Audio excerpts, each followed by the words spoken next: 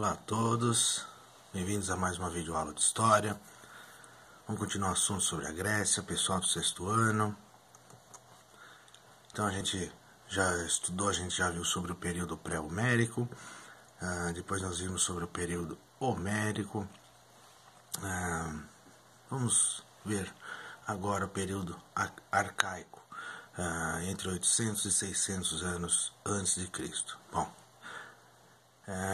talvez vocês se lembrem, a gente tinha visto sobre os gêneros, mais ou menos ali quando a família cresce e surge tipo uma vila, a gente diria hoje. Essas vilas cresceram e viraram cidades-estados, ou seja, são uma cidade, só que essa cidade-estado era como se ela tivesse sua própria lei. Então, se a gente fosse mais ou menos assim, se a gente pensasse no Brasil, São Paulo tem uma lei que é diferente do Rio de Janeiro, que é diferente de Minas Gerais, e assim por diante.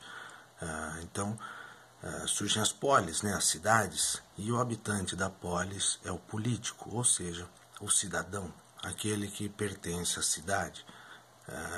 Hoje a gente tem o costume de achar que o político é só um vereador, prefeito, presidente, governador, sei lá eu, mas na verdade todo cidadão é um político. Então tem aí o exemplo da polis, da cidade, tem a ágora, tem ali embaixo o porto, principalmente onde eles faziam muito comércio, a zona rural, a produção deles, ali em cima a Acrópole, ou seja, principal lugar da cidade, ali onde a maioria ficava conversando, discutindo sobre leis, política e assim por diante. Então vamos falar sobre duas cidades-estados importantíssimas da Grécia, mas nessa aula a gente vai focar numa cidade que é Atenas. Bom, a cidade de Atenas, né, foi fundada ali pelos jônios, então dos vários povos que fundaram a Grécia, quem fundou Atenas foram os jônios. Mas essa cidade de Atenas é importante para a gente porque muitos conceitos da cultura ocidental, ou seja, aquilo que a gente vive, que a gente está acostumado aqui no Brasil, foram fundados aí em Atenas, aí na Grécia. Então se a gente hoje vive desse jeito no Brasil e assim por diante, é por causa dessa cidade aí, de muitos conceitos que surgiram aí. Então tá ali no mapa, perto ali, está escrito Ática, tem ali Atenas, no lado direito do mapa, tem aí a imagem representando Atenas, toda a sua grandiosidade, a Acrópole, fantástico, as construções, o estilo de vida que eles tinham lá. Então, em Atenas, eles possuíam um comércio muito ativo, então vendiam e compravam muita coisa. Obviamente que assim como foi na Suméria, isso vai surgir também os mais ricos e os mais pobres por causa desse dinheiro aí.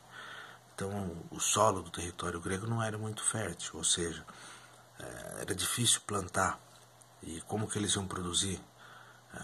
Então eles tinham que invadir regiões vizinhas e fundar colônias, ou seja, onde moravam outras pessoas e que tinham terras mais férteis, que era mais fácil de plantar, eles invadiam, tomavam esse lugar, muitas vezes escravizavam os povos, e aí esses povos escravizados iam plantar para Atenas, que depois ia vender esse produto e, lógico, ia ficar muito rico.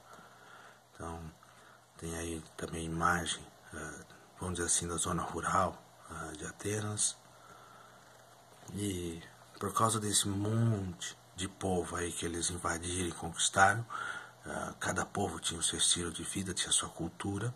Obviamente essa mistura de cultura, essa mistura de povos fez surgir uma cultura completamente diferenciada em Atenas, pelo menos o que era padrão até a época. Então o teatro, né, de início eles dedicavam essas festas aos deuses. Depois, com o tempo, o teatro se tornou primordial na vida humana. Para vocês terem uma ideia, se não fosse teatro não tinha televisão, se não fosse televisão não tinha internet, não tinha YouTube, e assim por nem TikTok, nada disso. Então é importantíssimo a fundação do teatro, tem a imagem do teatro, da grandiosidade do teatro. Eles não usavam microfone, não tinha, lógico, microfone na época, então a acústica do lugar, o som que tinha nesse lugar era especial. Tem aí a imagem da tragédia, da comédia, que representa o teatro, até hoje representa o teatro, a tragédia, a comédia. Outro conceito que surge na Grécia e principalmente em Atenas foi a filosofia. Muitos falam que, como o cidadão, né, principalmente os homens atenienses, eles tinham oportunidade de não trabalhar, então sobrava tempo para que eles pensassem. Então, filosofar é basicamente pensar, trocar ideia. E eles faziam isso muito, mas não exatamente como a gente imagina hoje em dia. A ideia era chegar num conceito, chegar numa ideia, chegar num lugar, de onde a gente veio, para onde a gente vai. Então a filosofia era muito ampla, e se hoje tem muitas perguntas, inclusive muitas religiões usam como base a filosofia, né, dos gregos. Tem a imagem dos filósofos ali, trocando ideia, conversando. Se bem que, se a gente pensar também, muitos desses filósofos renegavam tudo que era material e não trabalhavam, porque eles viviam como, se a gente visse hoje, seria algo tipo mendigo. O cara não tinha casa, não tinha trabalho, não tinha nada. Mas ele escolheu isso, né? No caso, o filósofo tinha escolhido esse estilo de vida. Outros conceitos também foram muito difundidos ali na Grécia, principalmente, lógico, em Atenas. Arquitetura, matemática, astronomia, estudo dos astros, né? Estudar os planetas, o Sol, a engenharia. Então tem aí uma construção para mostrar a grandiosidade da arquitetura, da engenharia de Atenas e assim por diante. E um conceito importantíssimo até hoje em dia é o conceito da democracia. Então esse sistema de governo aí foi desenvolvido em Atenas por um cara chamado Clístenes. Se a gente for traduzir, seria algo próximo, tipo o governo do povo, né? Demo é povo, cracia é poder, né? Então poder que emana do povo, o povo vai governar, ele vai ter o poder. No caso, na época aí na Grécia, as mulheres, os estrangeiros e os escravos não participavam desse processo. Vou só falar rapidamente aqui, antes de chegar nesse sistema de governo do povo, né, a democracia, esse sistema democrático, outras formas de governo também existiram na Grécia. Então, teve a monarquia, o governo de reis, aí acho que todo mundo já ouviu falar, o rei, a rainha, o príncipe, aquela história toda. A oligarquia, que é o governo de poucos, ou seja, é um grupo, um partido político, um grupo ali, o cara e seus amigos e tal, então esse grupo vai comandar. E a tirania, que é o poder soberano autoritário, então normalmente é um cara que ele manda e ponto final, ele é autoridade, o que ele fala está falado e ponto final.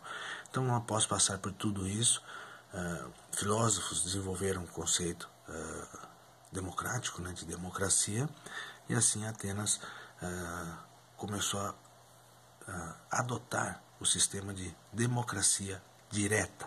O que era isso? Tinha, por exemplo, uma lei que ia ser votada. Então, cada um vai lá, lógico, né, tirando as mulheres, estrangeiros, como a gente já viu, os escravos, mas cada homem, cada cidadão ia lá e votava nessa lei e quer essa lei, sim ou não. Então, era o voto direto. Hoje em dia, no Brasil, a gente tem a democracia, então o povo também escolhe quem vai governar, mas é a democracia indireta. Você não vota, por exemplo, aqui na cidade de Campo Limpo, na lei. Então, eu quero essa lei, sim ou não. Você vota num vereador, esse vereador vai representá-lo e ele vai decidir se ele quer a lei ou não. Então você vota nesse representante. Então é chamado democracia indireta, o que nós temos no Brasil.